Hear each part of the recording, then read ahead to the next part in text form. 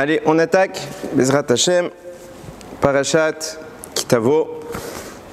Alors, ce shiur est offert pour la Refoua Shelema du Rav Ron Moshe ben Aviva, du Rav Eliaou ben Elian, de Moshe ben Rachel, Naomi Simcha bat Rachel, Zari bat Fibi, Leilou Nishmat, Yehuda ben David, Zichrono Yocha, mon papi, Rachel bat Sulika, David ben Mesaouda, Gabriel ben Esther, Mathilda Noya bat Angel, Mesaouda Aboukrat bat Myriam Fedida, et vous m'aviez dit Simone Michel bat Armand. Simone Michel bat Armand Mathilde. Et pour un Zivugam Goud Vetar de Jenny bat Étoile, Michael ben Chantal et Yehuda ben Levana. Et encore et toujours pour nos Chayalim et nos Khatoufim, et encore pour ceux qu'on a entendus aujourd'hui. Hashem Yirachem. Hashem Yirachem. Alors, un petite intro pour bien situer les choses. D'habitude, j'ai un kivoun dans les shiurim, j'ai un style de shiurim où j'aime bien prendre un sujet et le décortiquer et arriver à des choses assez intéressantes. Je vais faire ça également un petit peu, mais ça va être un peu différent aujourd'hui. Ok ? On va un petit peu sortir des sentiers battus, mais avant, pour comprendre ce shiur, je pense qu'il faut une petite akdama et une petite précision importante, on va dire. Regardez, on sait qu'aujourd'hui, dans le monde pratiquant, je parle, évidemment, il y a des mouvances. Il y a énormément de mouvances. Dans le monde pratiquant, je parle. Vous avez les Haredim, vous avez les sionistes, vous avez les Chassidim, et chez Chassidim, vous avez plein de Chassidim, etc., etc., etc. Je précise d'avance, je suis dans aucun de tout ça. J'ai une kippa noire, mais je ne suis pas Haredi du tout. Ok ? Si j'ai une kippa noire, c'est parce que quand j'avais 6 ans, mon papy, je lui ai posé la question, papy, pourquoi tu as la kippa ? Je n'avais pas la kippa. Je suis un Baal Tchouva. Je lui ai dit, papy, pourquoi tu mets la kippa ? On n'est pas à la synagogue. Il m'a dit, parce qu'on doit mettre la kippa tout le temps. Je lui ai dit, alors donne-moi une kippa. Il m'a donné celle-là. Bon, pas celle-là. Depuis, je suis pas si sale que ça. Voilà. J'ai gardé cette kippa parce que c'est celle que mon papy m'a donnée. Ok ? Je supporte pas l'idée. C'est mon avis, vous pouvez tout à fait ne pas être d'accord, mais c'est quelque chose qui m'horripile l'idée de mouvance. À la limite, si vous voulez me caser dans une mouvance, vous me direz je suis sfarad, ça me ferait très plaisir, puisqu'en effet je suis sfarad, mais pas plus que ça. Il y a une mouvance qui est très importante qu'on devrait tous savoir, c'est d'être juif. Le reste, c'est quelque chose qui est pour moi atroce. Pourquoi je dis que c'est atroce ? Et je pense profondément, intimement, que ce n'est pas la Torah.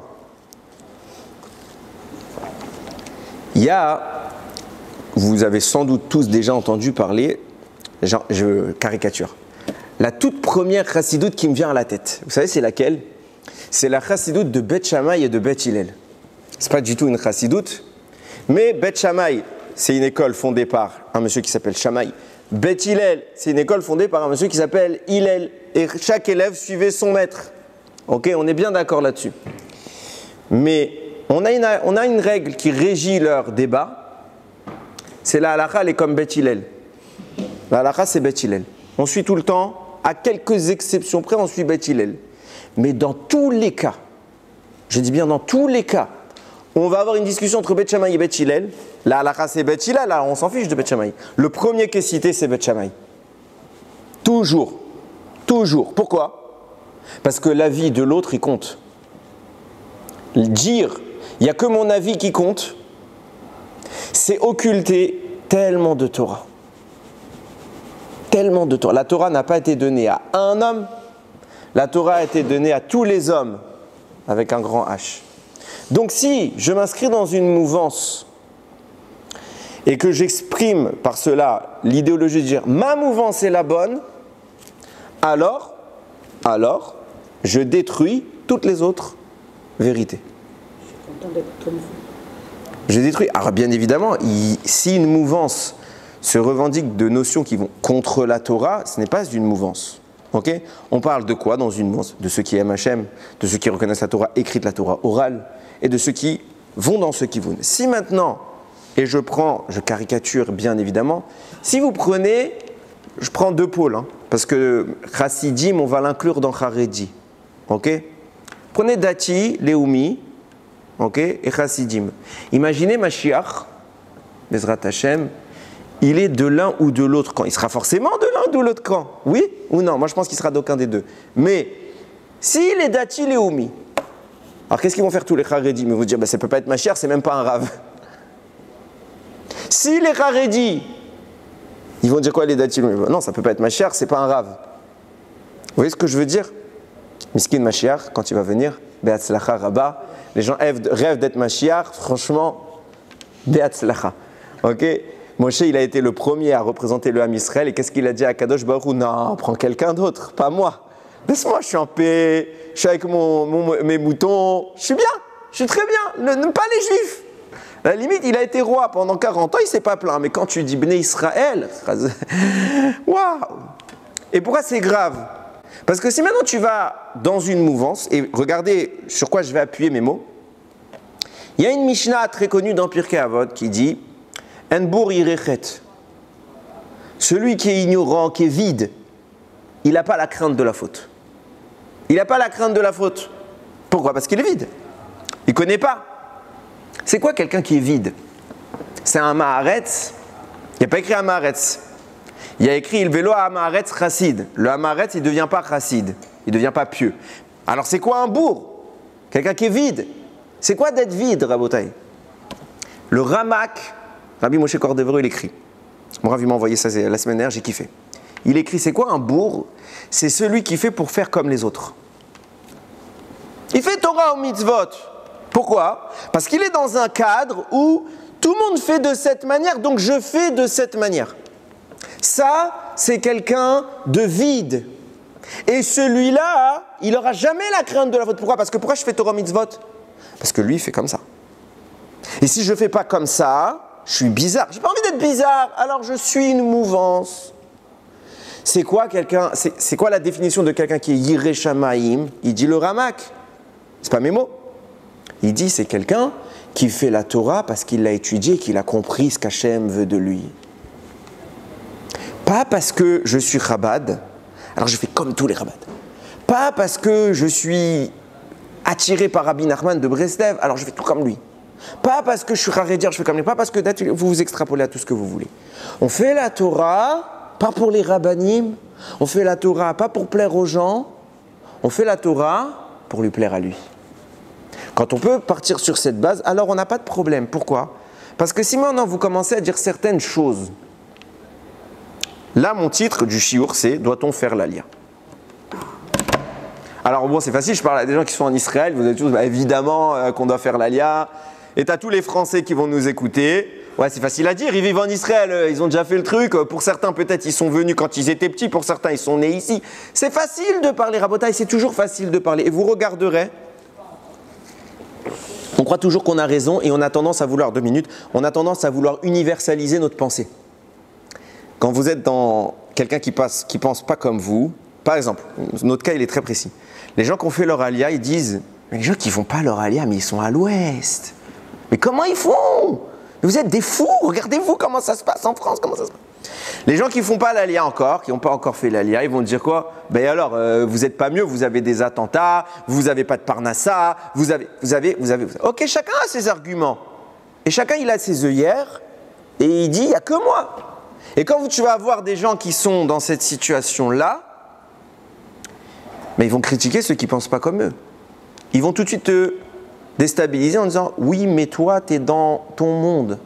Tu ne vis pas mon monde. » Et ça va dans les deux sens. Qui a raison? Qui a raison?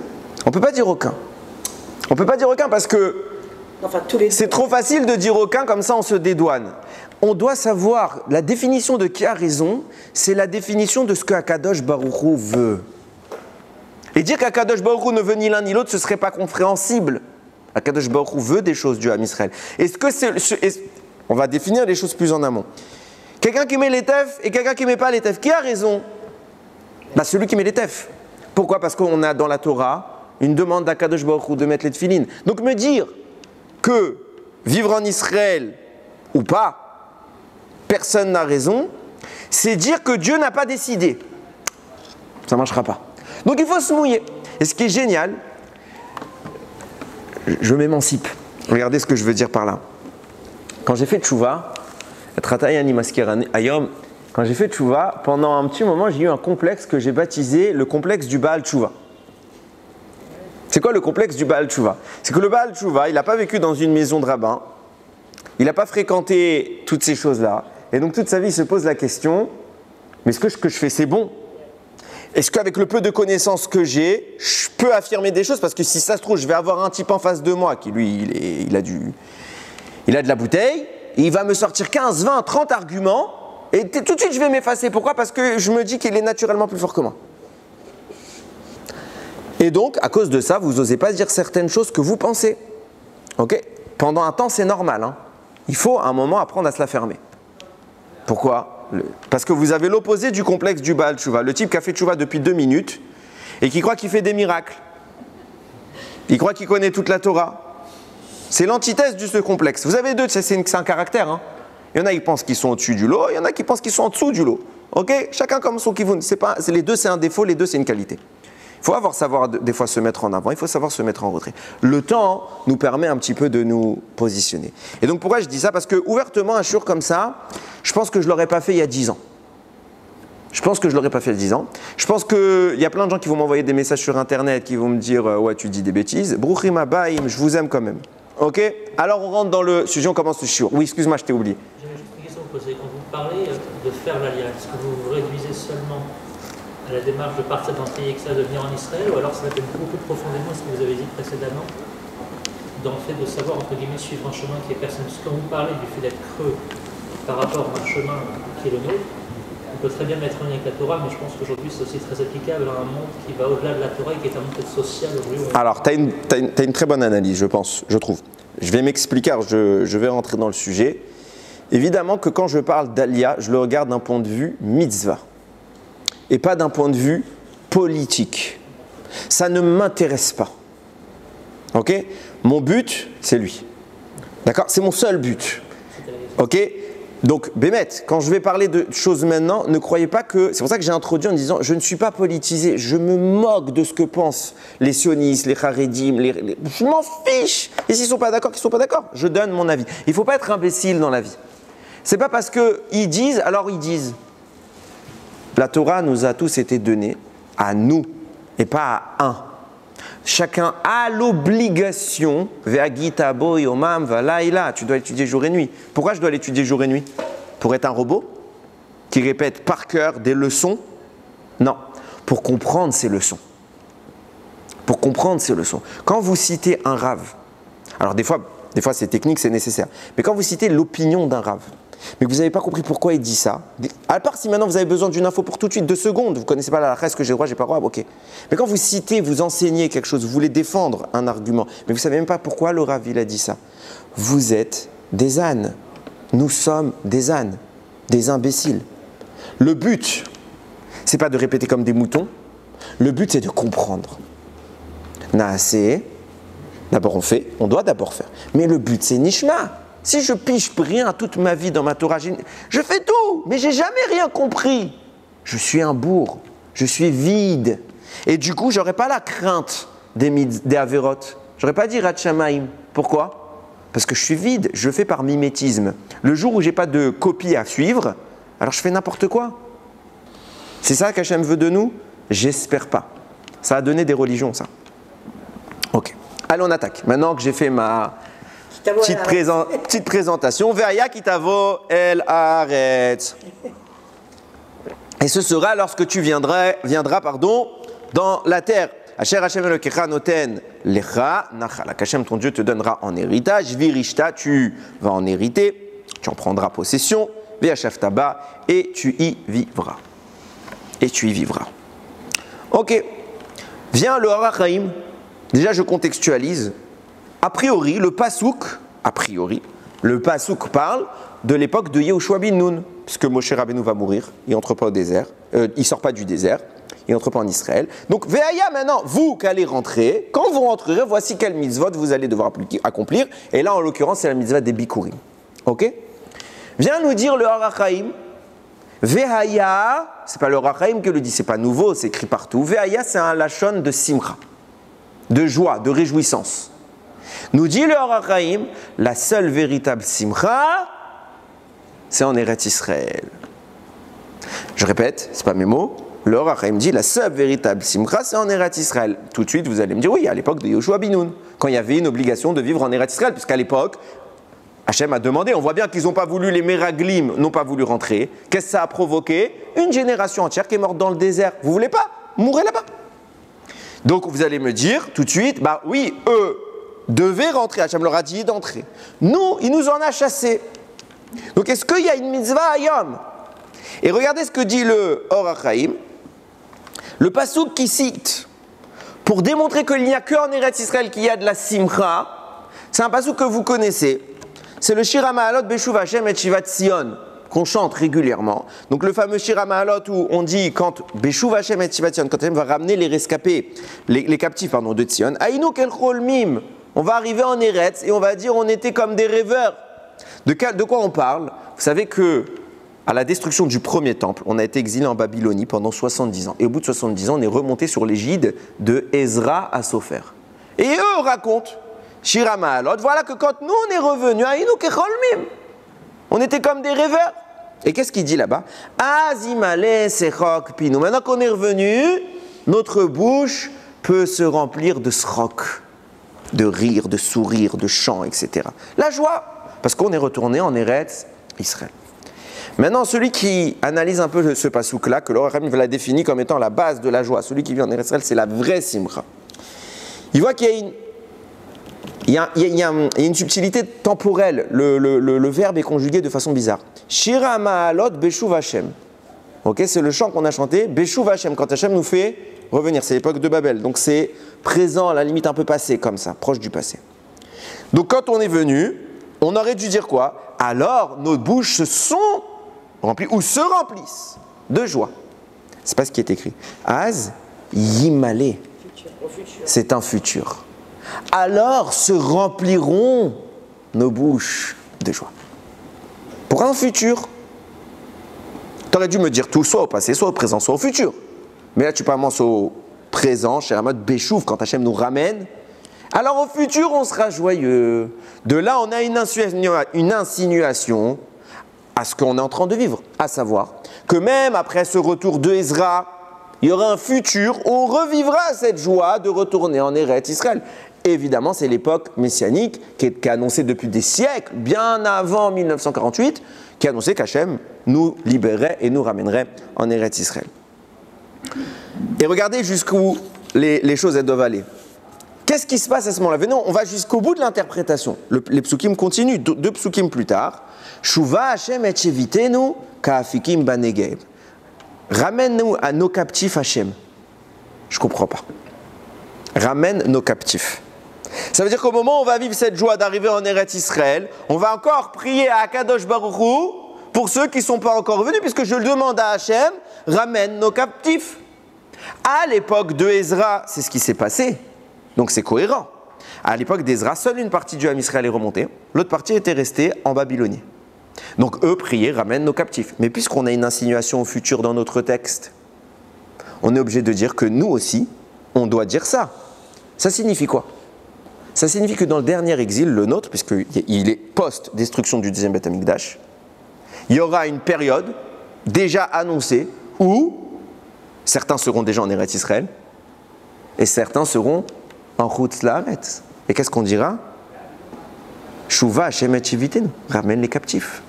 C'est qui les captifs? On peut parler d'otages aussi. Ramène-les, bien évidemment. Mais c'est qui les captifs? À l'époque où il parlait le texte, il n'y avait pas d'otages. Il parlait des gens qui étaient en Chutz La'aretz. Donc nous aussi, si on dit que ce même texte s'applique au futur, je déduis, je déduis simplement, mathématiquement, que quand on sera en Eretz Israël, il y aura encore des gens en Chutz La'aretz. Il faudra définir maintenant c'est quoi ce quand on sera en Eretz Israël. Et nous qui serons en Eretz Israël, enfin du moins ceux qui le sont, prieront pour ceux qui sont en Chutz La'aretz. Déjà, tu as un premier rapport qui te dit que les gens qui seront en Chutz La'aretz prieront pour ceux qui sont, les gens qui sont en Eretz Israël prieront pour ceux qui sont en Chutz La'aretz. Si je prie pour eux et que c'est un Teilim, ça veut dire que c'est bien. Donc ça veut dire que je prie pour celui qui n'est pas bien.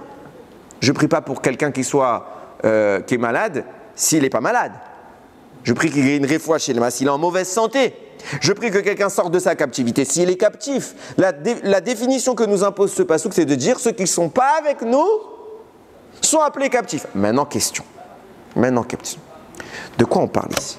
Est-ce qu'on parle de l'époque messianique, ce qui n'est pas la nôtre? On n'est pas encore dans Mashiach. Quand je parle de l'époque messianique, je ne parle pas la périphérie de l'époque. Je parle Mamash. Est-ce que quand il y aura Mashiach, alors s'imposera le besoin de vivre en Israël, et que ceux qui n'y viendraient pas seraient désignés comme captifs, il faudra prier pour eux? Ou est-ce que non? Qui a dit que ça devait être Mashiach? Les deux hypothèses sont envisageables. On est d'accord là-dessus. Pourquoi? Parce que le pasouk ne nous l'indique pas. Encore une fois, c'est très important dans l'étude de la Torah. Ne pas prendre une idée et essayer de la rentrer dans les mots. Sinon, c'est plus Hachem qui parle, c'est nous qui parlons. L'objectif, c'est de lire le texte. Là, le texte ne m'a rien dit. Il m'a juste dit que ce sera scindé et il faudra prier pour ceux qui ne sont pas. Est-ce qu'on parle de Mashiach ou est-ce qu'on parle avant Mashiach? Regardez, on va aller jusqu'au bout du raisonnement. Je tiens à bien définir les choses. Sur ce sujet, je rentre tout de suite, la question de savoir, est-ce que Hayom, sans Mashiach, parce qu'il n'est pas là, il n'y a pas débat, est-ce que Mashiach est là ou pas? Il n'est pas là, Mashiach. Est-ce qu'aujourd'hui, nous avons besoin, Hachem veut, que nous vivions en Israël ou pas? Sachez que dans le monde, ce n'est pas quelque chose de clair. Je ne parle pas dans le monde de la pensée personnelle. Je parle dans le monde de la Torah. Il y a des rabbanim qui disent pas du tout. Des grands rabbanim. Et qui disent qu'il ne faut pas birklal adayom, il ne faut pas arriver en Eretz Israël. Jusqu'à Mashiach, quand il y aura Mashiach, on aura le droit de venir. Mais tant qu'il n'y a pas Mashiach, on n'a pas le droit de venir. Et ce n'est pas que les Neturei Karta qui pensent ça. Il ne faut pas croire. Neturei Karta, c'est un problème à part. Mais il y a dans la pensée très religieuse des rabbanim qui pensent comme ça. Oui. Ce qui me dérange, c'est que là c'est un télim, donc ça veut dire que c'est David Ameller qui l'a écrit. David Ameller n'a pas dit ce qu'il parlait de l'époque Mashiach ou pas. Oui, mais lui, il est venu après l'époque... Non, déjà, David Ameller, il est venu avant Ezra Sofer. Okay, et il faut savoir que beaucoup de Teilim ont été dictés, enfin, David les a écrits sous esprit prophétique. Okay, il y a même des Neshamot qui sont venus lui parler pour lui donner certains Teilim. Okay, quand tu dis Tefila les Moshe, la prière de Moshe, Isha Elohim, tu peux pas dire que c'est David qui l'a inventé. D'accord? Oui, rapidement.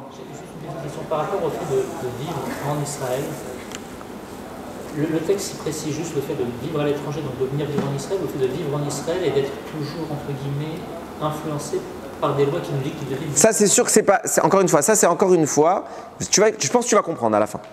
À la fin, je parle de ce. Bémet, hein, je base pas ta question. Tu vas voir qu'à la fin, je vais parler du sujet de la laïcité d'Israël. Pas que la laïcité. Non, mais d'y vivre sous un aspect laïque. Et si ça ne te répond pas, tu viens me voir à la fin du shiur, si je peux te répondre. Ok, donc maintenant je rentre dans le... Et il y a des avis, donc je disais, qui sont absolument contre. Il y a des avis qui disent, bon, bah celui qui veut, il vient. Il y a des qui disent, non, absolument, il faut venir. Qui a raison? Alors je vais entamer exceptionnellement par une analyse un petit peu halachique. Ok? Et après, on va aller dans une notion un petit peu de Kabbalah, si vous me le permettez. Il y a un pasouk qui va définir les deux grands penseurs du sujet. Il y a écrit comme ça dans Bamidbar, Ve'orashtem et haaretz. Vous allez conquérir la terre. Vishavtem ba. Et vous allez y résider. Kilachem natati et haaretz, parce qu'à vous je vous l'ai donné, la rechet ota, pour en prendre possession. Vient Ramban, Nachmanide, il y a écrit clairement, vous allez conquérir Vishavtem ba, et vous allez y vivre. Du coup, mitzvah de la Torah, d'après Ramban, Nachmanide, mitzvah de la Torah de vivre en Eretz Israël. Mitzvah. Pire que ça, d'après Ramban, les mitzvot qu'on fait en Chutz La'aretz n'ont pas vraiment la même teneur. Je ne dirais pas qu'elles n'ont pas de teneur parce que ce n'est pas ce qu'il a voulu dire, mais elles n'ont pas la même teneur qu'en Eretz Israël. On les fait vraiment parce que pour être prêt à revenir en Eretz Israël. Ça veut dire que toute la galoute, d'après Ramban, le maintien des mitzvot, c'est pour vraiment être prêt à revenir en Israël. C'est ça l'objectif. Donc Ramban dit, cette mitzvah s'applique à l'époque de Yehoshua, et elle s'applique aujourd'hui. Mitzvah, c'est d'ailleurs le Ramban, il a voulu. Donc claire opinion très connue du Ramban. Vient le Or HaChaim sur ce pasouk. Il dit que quelque chose que Rashi n'a pas dit explicitement, Mais c'est comme ça que ça ressort de tous les gens qui ont lu Rashi qui comprennent. Il dit d'après Rashi, Ve'orashtem, c'est la mitzvah de conquérir Israël. Vishavtem ba, vous y résiderez, c'est une conséquence. Ce n'est pas une mitzvah à part entière. Ce n'est pas une mitzvah à part entière.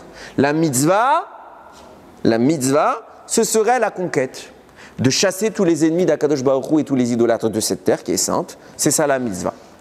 D'après Rashi ne le dit pas explicitement. Et le Or HaChaim, il dit la lecture de Rashi qui dit la vraie mitzvah c'était la conquête, y vivre c'est une conséquence, mais ce n'est pas une mitzvah en tant que telle. Il dit la lecture de Rashi, elle semble plus vraie que celle du Ramban. Comme ça il écrit le Or HaChaim. Or HaChaim HaKadosh, c'est pas n'importe qui. Il semblerait donc dire que ça ressort, hein, le Or HaChaim il pense donc qu'il n'y a pas de mitzvah d'habiter en Israël. Celui qui dit ça, il n'a pas lu le Or HaChaim sur notre paracha. Premier, tout début, Or HaChaim sur notre paracha, sur Kitavo, il dit sur la mitzvah des Bikurim, sache qu'il y a 4 mitzvot.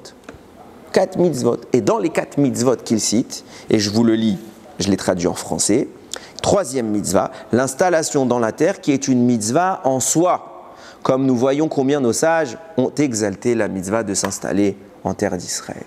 Tu ne peux pas me dire qu'il ne dit pas que c'est une mitzvah. Il vient d'écrire la mitzvah, l'installation en terre d'Israël, c'est une mitzvah en soi. Ah, alors comment ça se fait que là-bas, il n'a pas dit que c'était son opinion, il dit que la lecture du texte, elle est plus claire dans Rashi. Ça ne veut pas dire qu'il n'y a pas de mitzvah d'habiter en Israël. Peut-être que ce pasouk-là, ce n'était pas son objectif de parler de la mitzvah en Israël. Si je vous dis que le schéma Israël, le pasouk schéma Israël, Hashem Elokeinu, Hashem Echad, est-ce qu'il parle de la mitzvah d'habiter en Israël? Non, ce n'est pas son objectif. Ben pareil, là, la mitzvah dont le pasouk voulait parler, c'était la mitzvah de la conquête d'Israël. Donc il n'a pas présenté la mitzvah de vivre. Mais le Or HaChaim lui-même dit, je pense que c'est une mitzvah. Beaucoup pensent, comme le Ramban, que c'est une mitzvah. En face du Ramban, vous avez le Rambam, Maïmonide, sur lequel tous les autres s'appuient pour dire que ce n'est pas une mitzvah d'habiter en Eretz Israël. D'où on voit ça, que le Rambam, attention, Rambam, vous savez c'est qui Rambam? Il est appelé le maître des Rishonim. Ça veut dire que tous les rabbanim que je cite, Rashi, Ramban, etc., c'est l'époque des Rishonim. Celui qu'on appelle le maître des Rishonim, c'est le Rambam. Ok? Rambam, il a fait un sefer dans lequel il compte toutes les mitzvot, 613 mitzvot, et dans les 613 mitzvot, il n'a pas mis d'habiter en Israël. Du coup, nombre de décisionnaires disent, d'après Rambam, il n'y a pas de mitzvah d'habiter en Israël, parce que si c'était une mitzvah, ça fait partie des 613, il l'aurait écrit.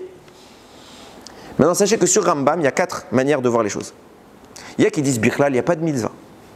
Qui comprennent Rambam, il n'a pas écrit, il n'y a pas de mitzvah.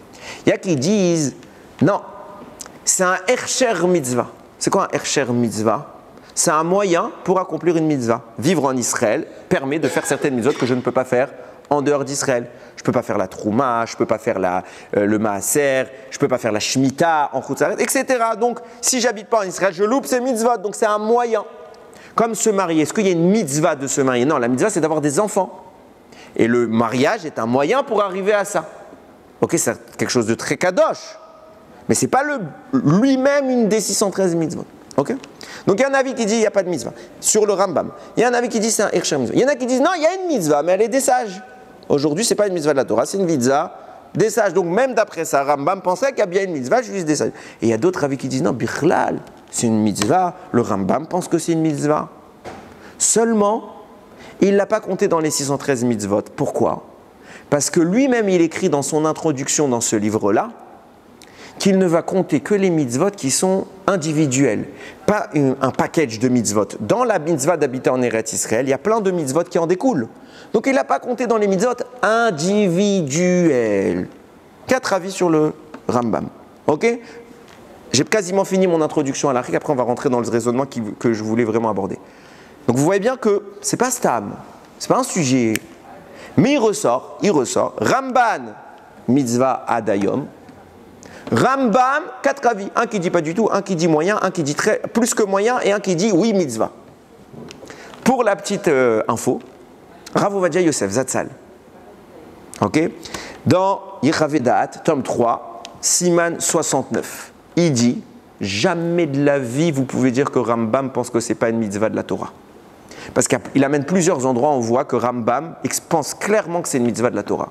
Alors il n'a pas écrit pour les raisons qui sont les siennes dans les 613 mitzvot, mais Rambam pense que c'est une mitzvah de la Torah. Et le Rav Ovadia Yosef, dans ce siman-là, il dit celui qui sort d'Eretz Israël, il faut qu'il ait une raison, mais qu'il sache qu'il doit tout de suite revenir. C'est pas ses mots, je ne suis pas encore en train de polémiquer. Je suis en train de rentrer les avis. Maintenant, je vais essayer d'entrer dans une notion qui est beaucoup plus subtile. C'est la Kabbalah. Il faut savoir que dans le monde de la Kabbalah, il y a une... Comment ? Ah, ok. Il y a une grande différence, c'est que dans le monde de la Kabbalah, il y a beaucoup moins de marloktot, beaucoup moins de divergences d'opinion. Ok ? Ça veut dire quoi ? Ça veut dire que c'est Rabbi Shimon Bar Yochai qui a initié vraiment le premier texte de Kabbalah, enfin un des premiers, c'est le Zohar, et plus tard le Harizal. Le Harizal, je vais introduire maintenant quelques notions, et vous allez voir que tout va se construire. La Gemara, Maseret Ketubot, elle dit, elle pose la question là-bas, dans un couple, c'est une Mishnah. Il y a un des deux, il veut vivre en Eretz Israël, l'autre il veut pas. On fait quoi ? Eh bien la Gemara, là-bas, la Mishnah, elle dit, on peut forcer. On peut forcer, comme ça elle dit. Après, il y a un débat comme ça sur la Mishnah. Il y a Rabbi Zera et Rabbi Yehuda. Rabbi Zera, il est tenant de l'opinion qui dit oui, il faut aller en Eretz Israël. Rabbi Yehuda, il est très opposé à ça. Et là-bas, il va définir 3 serments qu'Akadosh Baruch Hu a pris qui sont évoqués dans Shir HaShirim. Ishbati etrem. Quand il dit Ishbati, là-bas, il fait prendre des serments sur le Ham Israël. Et ces serments diront 3 choses. Les Bnei Israël ne doivent surtout pas revenir en Eretz Israël. Bechoma. Il dit en muraille. Ça veut dire quoi en muraille ? Rachid dit en masse. Comme ça il écrit. C'est la Gemara. Deuxième serment. Les Bnei Israël ne doivent pas se rebeller contre les nations. Troisième serment. Les nations n'ont pas le droit d'opprimer plus que de mesure les Bnei Israël. Comme ça, c'est écrit dans Maseret Ketubot, page 111. Vous voulez vérifier ? Allez-y. Bon, on voit déjà que les nations, ils ne se sont pas gênés pour transgresser le serment. Elles ont fait la méadrine, mina méadrine. Ils ont fait tout ce qu'il fallait pour dire, voilà, on ne peut pas nous dire on n'a pas fait notre job. Donc eux, ils ont transgressé leur serment. Mais Kitsour, on voit qu'Akadosh Baruch Hu, il a dit non, vous ne revenez pas. On l'a fait après. Non, ce serment a été pris. Quand on parle de ce serment qui est prophétique, on parle après la destruction du temple. Okay ? Donc en clair, on ne reviendra que quand il y aura annulation de ce décret à l'époque messianique. Donc beaucoup vont dire, ben voilà, c'est pas un débat, c'est une Gemara. Bon déjà dire ça c'est compliqué parce qu'on voit qu'il y a un autre Rav dans la Gemara qui dit non, il faut monter. Ok, j'ouvre le... Maintenant j'introduis mes idées. Je vais entrer dans une notion qu'on appelle dans la Kabbalah la Dormita et la Nessira. Ok, de quoi on parle ? Je le répète toujours pour ceux qui n'ont pas l'habitude à mes shurim, je répète, c'est pas grave. Tout ce qui existe dans ce monde est le reflet du monde d'en haut. Vous avez retenu cette phrase, je pense maintenant. Tout ce qui existe dans ce monde, c'est le reflet du monde d'en haut. Donc en clair, quand Kadosh Baruch Hu fait un procédé qui va animer cette réalité qu'est la nôtre, qu'on sache que ça s'est déjà produit là-haut, et comme ça se produit là-haut, à l'image un petit peu de marionnette, ça se produit en bas. Ok. Il y a écrit comme ça quand Akadosh Baruch Hu crée l'homme avec un grand H. Vayivra Elokim et Adam betzalmo. Dieu créa l'homme à son image. Betzelem Elokim baraoto, à l'image de Dieu il l'a créé. Zachar unkeva baraotam. Mâle et femelle, il les a créés. C'est qui mâle et femelle ? C'est Adam et Rava. Premier pasouk, la première fois qu'on nous parle de la création de Adam, c'est quoi Adam ? C'est un couple. C'est un couple. Clair, il n'y a pas écrit autre chose. Il n'y a pas écrit que l'homme il a été créé en premier. Il n'y a pas écrit que la femme elle a été créée en deuxième. Il n'y a pas écrit ça. Écrit Zarar unkeva bara otam. Mâle et femelle, il les a créés. Qui est le premier ? Ben, c'est pas écrit. Ah, vous allez me dire, on connaît la suite. On va lire la suite. On continue. Donc en clair, on voit que Chava est présente depuis le début. Vous êtes d'accord avec moi ? Un chapitre plus loin, Akadosh Baruch Hu vient plus en détail sur cette création.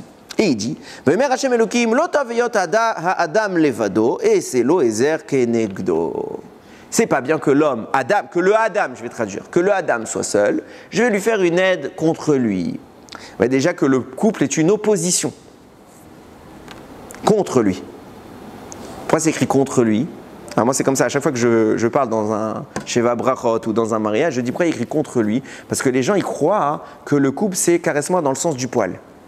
T'es le plus grand, t'es le plus beau, t'es le plus gentil, t'es la plus grande, t'es la plus belle, t'es la plus gentille. C'est faux.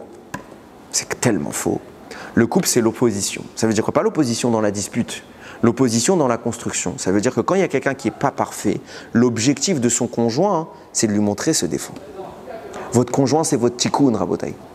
Moi, je le dis tous les jours à ma femme. je lui dis, c'est mon tikkun. Pourquoi? Parce que là où il y a une attitude qui est installée chez nous, elle n'est pas installée chez l'autre. Est-ce que cette attitude est bonne? Si elle est bonne, elle ne dérangera pas. Si elle n'est pas bonne, elle dérangera.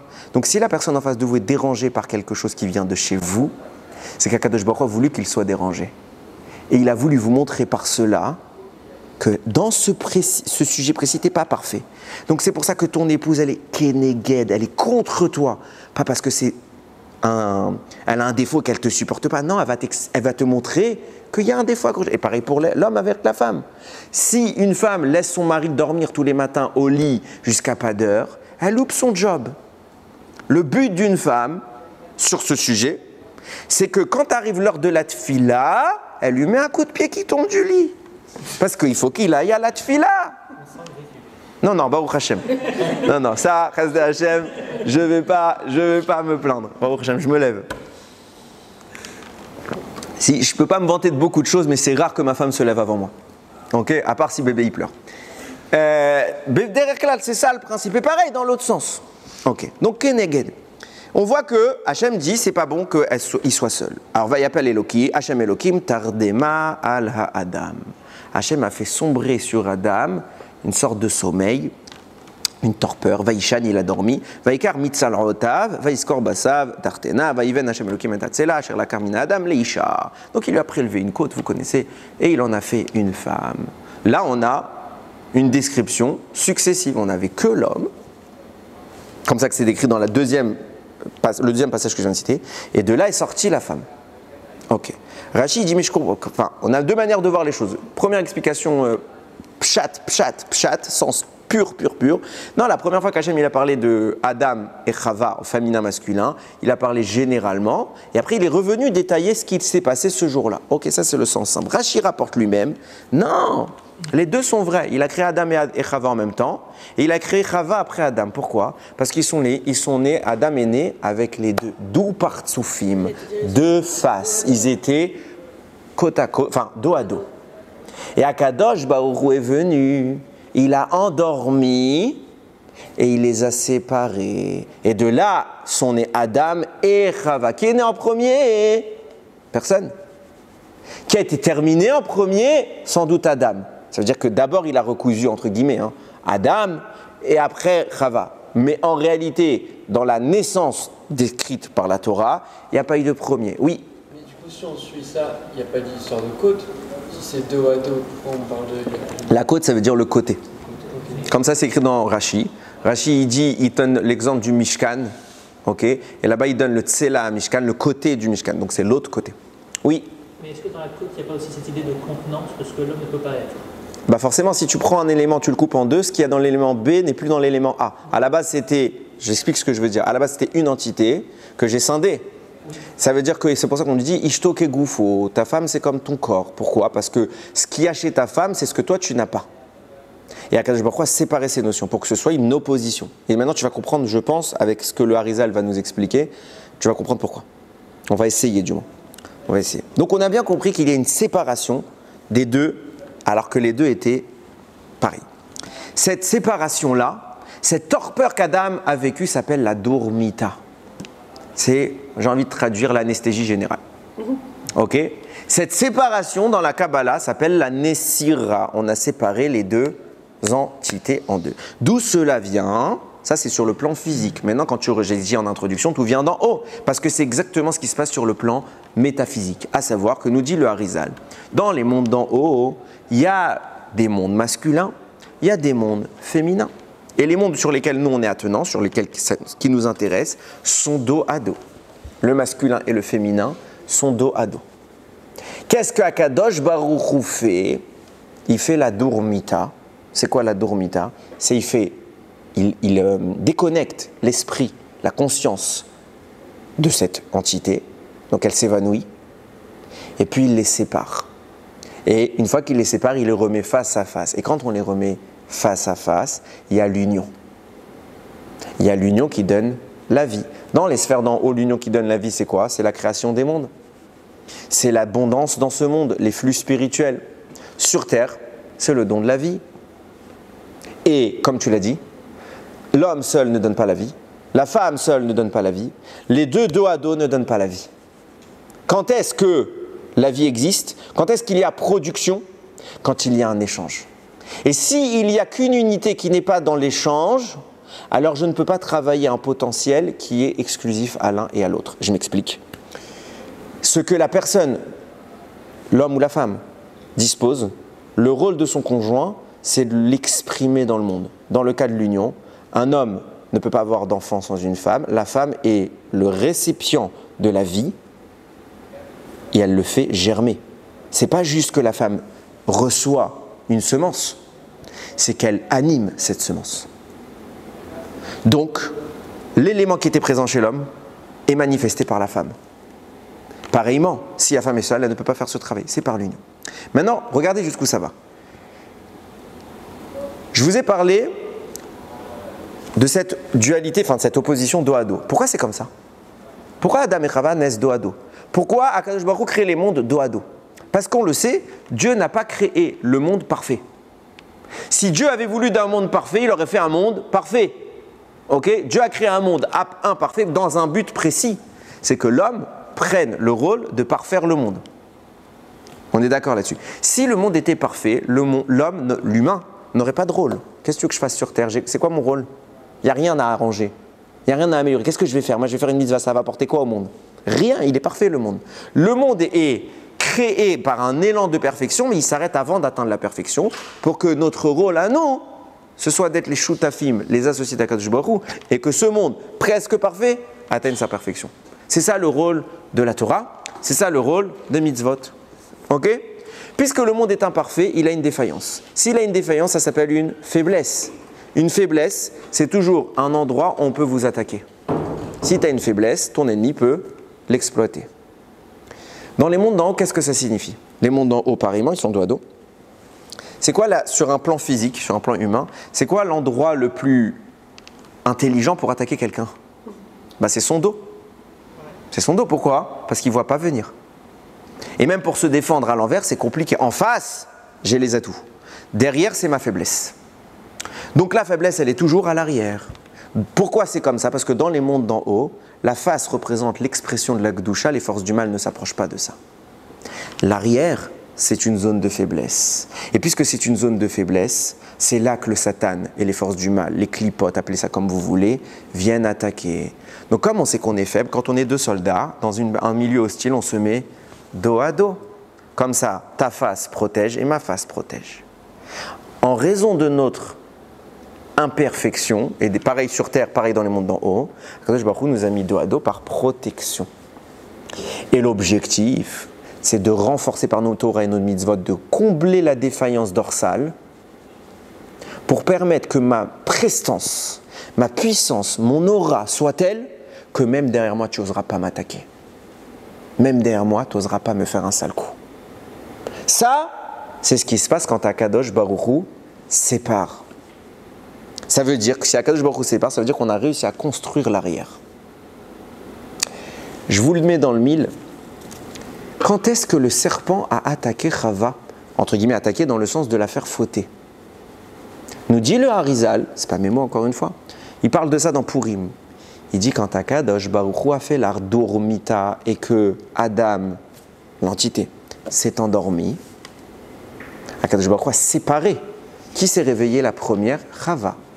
Adam dormait encore. Il était encore anesthésié. Et puisqu'Adam était encore anesthésié, alors il est faible à l'arrière. C'est là que le serpent a attaqué.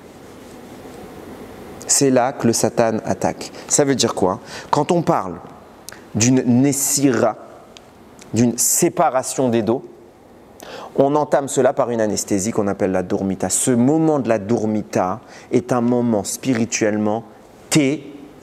terrifiant, extrêmement dangereux. Et sachez, comme ça écrivent les Mekoubalim, que toutes les fois où le Ham Israël a été mis en péril, c'est que dans le ciel était en train de se produire une Nessira. Toujours.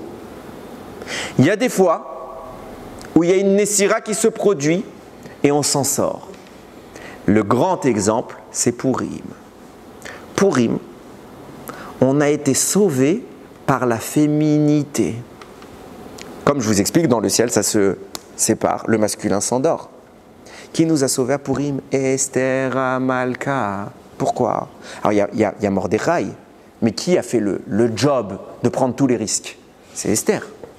Pourquoi? Parce qu'elle était réveillée. Elle a réussi dans son éveil à éveiller tout le monde. Et elle a dit quoi? Je n'ai fait tchouva. Et elle a convaincu les gens. Mais tout le reste dormait. Esther était éveillée. Mordechai et Esther étaient éveillés. Et ensemble, ils ont réussi par ce côté féminin et pas par le côté masculin. Ils ont réussi à sauver le Ham Israël. Malheureusement, l'histoire témoigne qu'il n'y a pas toujours une Esther et un Mordechai. Il y a eu des fois où il y a eu des catastrophes. C'est parce qu'on n'a pas eu cette Esther et ce Mordechai. Regardez, je vais aller plus loin. Maintenant que je vous ai introduit cette idée de la Nessira, ok, de cette posture défensive, qu'est-ce qui se passe quand il y a ce zivoug? Quand on va produire, l'objectif c'est d'acheminer les mondes jusqu'à leur sommet. On arrive au paroxysme de l'existence et c'est ça toute la notion, et c'est comme ça que Rachamim l'écrivent, et j'ai failli oublier de vous le dire. Vous avez dans les textes qui évoquent Mashiach, vous avez là-bas, on parle des douleurs de l'enfantement de Mashiach, relevé l'Eda. Et les 9 mois aussi. Non, on parle ça à une naissance. On parle des douleurs, et il y a des rabbins qui disent que ça se passe, mais que je ne sois pas là pour le voir. Tellement que c'est terrifiant, les douleurs de la naissance du Mashiach. Nous disent Chachamim, c'est quoi ces douleurs de la naissance du Mashiach? C'est tout ce que je viens de vous décrire. C'est quand il y a la dormita, quand il y a séparation céleste, et que dans le ciel, on dort. Et il y a un danger. Il y a un danger qui est terrifiant. Le mal le sait. Et le mal ne se gêne jamais pour attaquer à ce moment-là et pour causer les pires catastrophes de notre histoire. Tu peux donner un exemple par rapport J'y viens, je vais y venir. Si tu me laisses vraiment, je vais y venir. Vraiment, c'est un sujet délicat, donc je vais essayer de prendre le temps. Nous dit le Emet le Yaakov, c'est un grand Mekoubal. Il dit, il ne faut pas croire que la Nessira, c'est juste une fois comme ça. Il y a énormément de niveaux de Nessira, de séparation céleste. Je donne un exemple. Il y en a une qu'on fait à chaque fois qu'on fait une tfila. Tout le temps, quand on fait la tfila, la Hamida, c'est que ceux qui connaissent les kavanot de Kabbalah de la Hamida, vous verrez que pour faire la première bracha, que tout le monde met à peu près combien de temps pour la faire aller? 7, 8 secondes, Magan Avram. Il y a quoi? Il y a 30 mots? Tout le monde met 7, 8 secondes. Un Mekoubal, sa bracha, lui, a fait plus d'une centaine de pages. Il n'y a pas des mots à prononcer, il n'y a pas plus de texte. Mais lui, il sait ce qui est en train de se passer, il est mitkaven tout ça, il a l'intention de provoquer tout ça. Et quand vous arrivez au mot Be'ahava, séparation. Mais c'est pas très grave, pourquoi? Parce que ça dure 2 secondes. Donc là, il n'y a pas vraiment de risque de faire cette file-là. Ça dure quelques secondes, tout de suite ça se met en face. Donc on n'est pas en danger. Ça, c'est une Nessira quotidienne. Il y a des événements où ça se produit plus tardivement. Il y a une énorme Nessira qui crée un jour qu'on appelle Yom Hadin, le jour de la rigueur. C'est quand ce jour? Rosh Hashanah. Rosh Hashanah nous dit, le Emet le Yaakov, c'est la Nessira de l'année, de tous les jours qui vont se produire dans l'année. La source qui va générer tout ça, c'est la Nessira de Rosh Hashanah. C'est pour ça que c'est un jour de rigueur. C'est pour ça que dans le ciel, le Satan, il fait quoi? Il nous accuse, parce qu'il sait qu'à ce moment-là, il y a une Nessira, donc on fait dodo. C'est pour ça que c'est pas trop bien de dormir Rosh Hashanah, surtout le matin. Il ne faut pas dormir parce qu'on ne veut pas que la Ossa dorme. Et qu'est-ce qu'on fait à Rosh Hashanah? La mitzvah de Rosh Hashanah, on sonne du shofar. Pourquoi? Parce qu'il faut qu'il se réveille, Bashamaim. On sonne du shofar pour réveiller. Parce que la Ossa dort. Entre guillemets, il y a une dormita, c'est dangereux. Réveille-toi, il t'attaque. Alors nous, on se lève tôt le matin. Et on prie très tôt, pas tard. Je me rappelle en France, Blainara, on pliait tard. Non, on se lève tôt. On ne cherche pas à dormir à Rosh Hashanah. Alors il y a un moment où c'est moutar al pi halakha de dormir, c'est l'après-midi. Mais le matin, on ne dort pas. Et vite, on va sonner du chauffard. Pourquoi? Parce que si toi tu dors, bah Shamaïm, qui va te défendre? Nous dit le Emet Liakov, il va plus loin. Il y a une plus grande Nessira encore. L'ultime. C'est laquelle? Il y a une Nessira des jours, tous les jours. Il y a une Nessira de l'année. Il y a une Nessira olamite, je vais l'appeler comme ça. Universelle. Celle qui recouvre tous les jours d'existence de ce monde. Le monde, c'est écrit dans Masechet Sanhedrin, existe pour une période de 6000 ans. Et une fois que le monde aura monté en tikkun, en gdusha, et que l'arrière commencera à être assez robuste pour devenir un petit peu autonome et indépendant, alors Dieu opérera une immense Nessira. Et ça, c'est la plus grande Nessira. Et c'est là qu'il y aura, c'est là qu'il écrit le Emet Liakov, c'est là qu'apparaissent toutes les souffrances du Mashiach. Quand intervient cette Nessira, j'espère que vous comprenez ce que je veux dire, quand intervient cette Nessira, les souffrances sont, on peut les éviter. Il y a la péridurale à la naissance, vous savez, les femmes elles savent. Il y a la péridurale, ok. Il nous faut une Esther. Si on a Esther Amalka, si on arrive à trouver ça, si on arrive à mériter ça, alors on pourra éviter le problème. Si on a le chauffard qui peut nous réveiller, on pourra. Mais sinon, il peut y avoir malheureusement des catastrophes. Je continue. Concernant cette Nessira, le Harizal, il écrit dans le Etz Chaim. Et là, je m'appuie sur les écrits du Rav de mon Rav David Daniel Akohen, qui a Bémet Bessiat Adishmaya. Je vais faire ce shiur il y a très longtemps. J'ai pas eu le temps de bien potasser. Et il y a un ami à moi qui m'appelle, il me pose quelques questions sur le sujet. Je lui dis, tu sais, Bezrat Hashem, j'espère cette année, peut-être je le ferai à Yom Hatzma ou tout quelque chose comme ça. Je ferai ce sujet, c'est le sujet d'actualité. Et j'ai pas eu le temps encore. Et Bessiat Adishmaya, je tombe cette semaine, j'ouvre le Sefer du Rav et je vois combien il a amené de références kabbalistiques, etc. C'est un immense Mekoubal, c'est pas un petit Mekoubal. Je dis, Chasdei Hashem, qu'est-ce que je l'aime ce Rav. Écoutez bien. Il amène le texte du Harizal dans le Etz Chaim. Là-bas, dans le Etz Chaim, il est écrit, si je me rappelle bien, Shahar Kaf Aleph, chapitre 2. Là-bas, il met que quand il y aura le Bet Hamikdash Ashlishi, quand il y aura vraiment le retour, alors cette Nessira s'opérera, ok, il va y avoir cette Nessira. Donc on va passer en position, au lieu de dorsale, on va être à face à face. Mais la femme, enfin le féminin, ne sera pas à la même stature que le masculin. Avant que le côté féministe qui anime vos cœurs, mesdames, se réveille, j'explique. Il faut bien un équilibre. Non. Vous connaissez cette histoire de la lune qui s'est plainte à Hachem, qui a dit que deux rois ne peuvent pas utiliser la même couronne. Ouais.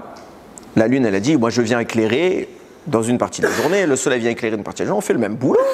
Pourquoi il y a deux rois, il faut un roi? Et qu'est-ce qu'Hachem a dit? Ok, t'as raison, alors restreins-toi. Ok. Ça, c'est la description des mondes d'en haut. Après, ça se produit dans les mondes d'en bas. Qu'est-ce qui se passe?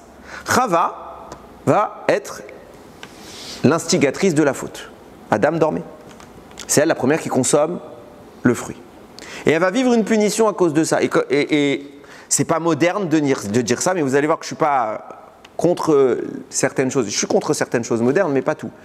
La Torah va dire à Chava que l'homme va la dominer, qu'elle aura des souffrances à l'accouchement, etc., etc. Et vous regardez l'histoire, quasiment de l'humanité, bah, la femme, elle avait un statut social très restreint par rapport au statut social de l'homme. D'où ça vient? Comment Hachem il avait créé? Je vous dis d'abord, ça vient des mondes en haut, la lune et le soleil. Comment ils avaient créé? Pareil. Est-ce que Hachem a voulu que l'un soit plus grand que l'autre? C'est pas écrit. Quand est-ce que l'un est devenu plus lent que l'autre? Quand il y en a un qui a quelque part fait une bêtise. Pareil chez l'homme et la femme. Pourquoi l'homme domine la femme en tant que punition? Tout simplement parce que ce n'était pas le cas avant. Si je te dis je te punis dorénavant, tu as ça veut dire que tu ne l'avais pas avant. Donc la Torah décrit Adam comme dominant Chava. Qu'est-ce qui se passe? C'est comme ça que ça s'est passé à peu près dans toute l'histoire de l'humanité. Baruch Hashem, on arrive dans les derniers siècles. Et il se passe quoi? Les douleurs de l'enfantement, je n'ai pas dit qu'elles ont parti, mais aujourd'hui, on a des techniques sophistiquées de médecine qui atténuent et qui sauvent énormément de femmes. Avant la naissance, c'était un moment de vie ou de mort.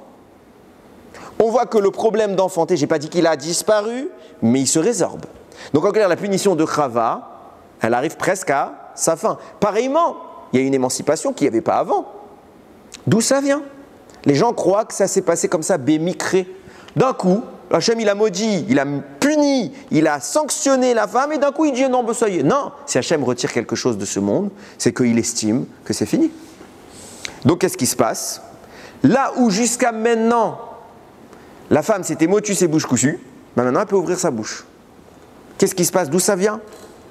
C'est ce qu'on appelle précisément un tikkun. C'est réparé. Il y avait un problème. C'est pas un problème natif. C'est pas Dieu qui a voulu que l'un soit supérieur à l'autre. Il n'y a pas de supériorité de l'un à l'autre. Il y a des différences qu'il faut considérer. Et l'objectif, c'est de remettre au même pied d'égalité.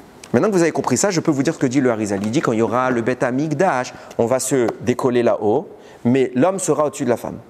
Féminin sera au-dessus du masculin. Viennent tous les commentaires de Kabbalah et disent mais comment c'est possible? Quand arrive Mashiach, quand arrive le Beth Amikdash, c'est que le monde est réparé. Si le monde est réparé, alors il n'y a plus de hiérarchie, ça devrait être face à face, même taille, même stature. Et il écrit là-bas Rabbi Yehuda Petaya, un immense Mekoubal. C'est pas quelqu'un qui étudie le Harizal, c'est impossible qu'il dise j'étudie pas Rabbi Yehuda Petaya. Ça n'existe pas. Bethléem Yehuda, c'est un livre phare sur les écrits du Harizal. Ça n'existe pas quelqu'un qui va nier Rabbi Yehuda Petaya. Ok, il dit quoi? Il dit non parce qu'il y aura deux temps. Il y aura deux temps. Il y aura le temps où les Bnei Israël vont revenir sur leur terre. Et sachez, c'est ces mots, qu'à la seconde où la terre d'Israël redevient propriété de Israël, du Ham Israël, tout de suite cette Nessira s'opère. Mais le monde n'est pas encore réparé. Le simple fait de vivre en Israël témoigne de la première étape. Et quand il y aura le Beth Amikdash, alors d'abord il y a retour en Eretz Israël, donc séparation, on est dos à dos, on repasse face à face, mais avec un nivelé comme ça. Et Beth Amikdash, on remet à la même hauteur. Qu'est-ce qu'il écrit clairement? Qu'avant qu'on arrive à l'époque de la fin des temps, on doit d'abord faire cette Nessira. Cette Nessira est conséquente à la venue du Ham Israël en Israël. Clair? Clair. Le Harizal, c'est ce qu'il a voulu dire. Et il n'y a personne qui contredit Rabbi Yehuda Petaya sur ce sujet. Mais j'ai pas fini. Donc on est clair, dans le texte, il explique quoi? Quand Israël revient sur sa terre. Alors on pourrait dire, ouais, mais ça peut être avec Mashiach. Peut-être qu'il revient avec Mashiach. Et donc peut-être qu'avant Mashiach, non. Je reviens sur ce que je vous ai dit tout à l'heure. Vous savez, ces trois promesses où je vous ai dit qu'Hachem a interdit. Il a interdit de revenir. Et le Harizal ne va pas contredire ce qu'il y a écrit dans la Gemara là-bas. Pourtant, on a des prophètes. Qu'est-ce qu'ils écrivent? Il y a un prophète qui s'appelle Yoël, qui parle de la fin des temps, de la guerre finale, Gog ou Magog. Et là-bas, il écrit comme ça. Veyakol, Asher ikra beshem Hashem yimalet. En ce moment-là, tout celui qui invoquera le nom d'Hachem sera sauvé. Ki be'ar Tzion uv Yerushalayim tiye peleta. Parce que sur le mont de Tzion et à Yerushalayim, le salut sera assuré. Kasher Amar Hashem, comme Hashem il a dit. Ou Vasiridim, Asher Hashem Koré. Et parmi les survivants, qu'Hachem il choisira. Vient le Malbim, il explique, il veut dire quoi ce pasouk? Et il dit clairement le Malbim.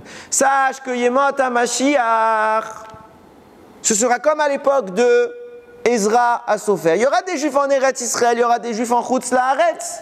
Tout celui qui sera à Tzion et à Yerushalayim, il sera sauvé. Il sera sauvé. Alors Tzion, c'est pas tout Eretz Israël. C'est Yerushalayim, c'est la ville. Il y a des avis qui disent qu'on parle d'ici allégoriquement de tout Eretz Israël. Mais ceux qui seront en Chutz Laaretz, c'est pas sûr. Comme ça il écrit, c'est pas mes mots. Chas v'shalom. Jamais je me permets de dire ça. C'est pas sûr. Qui sera sauvé en Chutz Laaretz? Celui qui sera appelé à Kadosh Baruch Hu comme il faut. Qui sera invoqué à Kadosh Baruch Hu, sauve-moi, sauve-moi. Qui va prier à Kadosh Baruch Hu. Et il précise quand même, il a dit que je veux retrouver le texte, il dit ce sont les justes, les tzadikim, qui appelleront à Kadosh Baruch Hu. Mon but n'est pas de dire qui sera sauvé, qui ne sera pas sauvé. On est en train de dire quoi dans les prophéties de Yoël?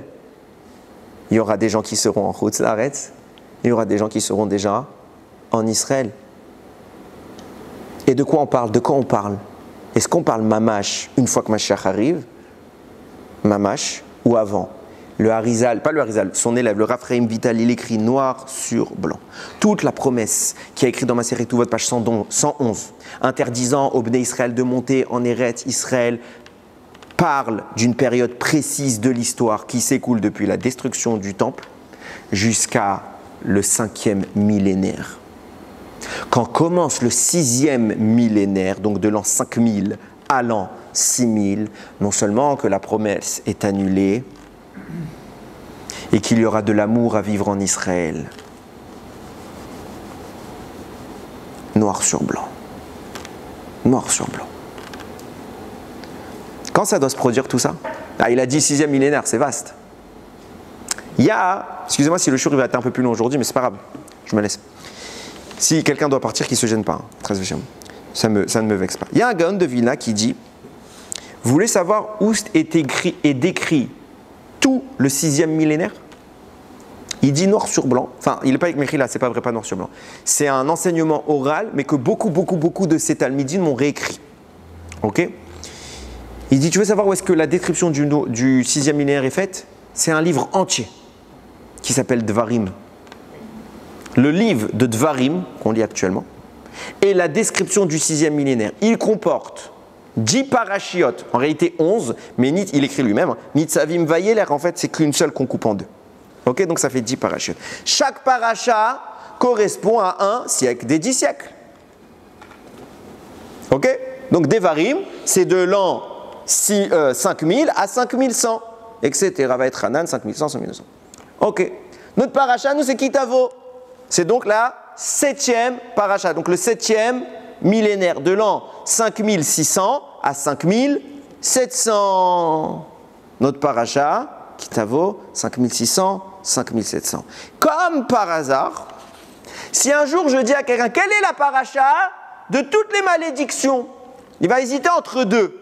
Entre Bechukotai, qui en contient 49, et Kitavo, qui en contient 98. Laquelle en contient le plus?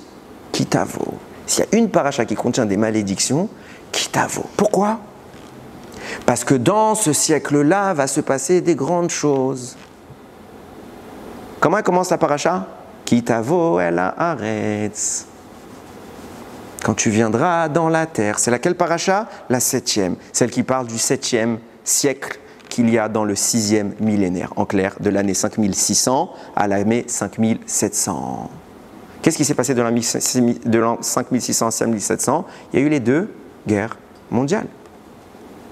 Avec un détail. Vous vérifierez les dates, hein, j'ai tout vérifié. Avec un détail.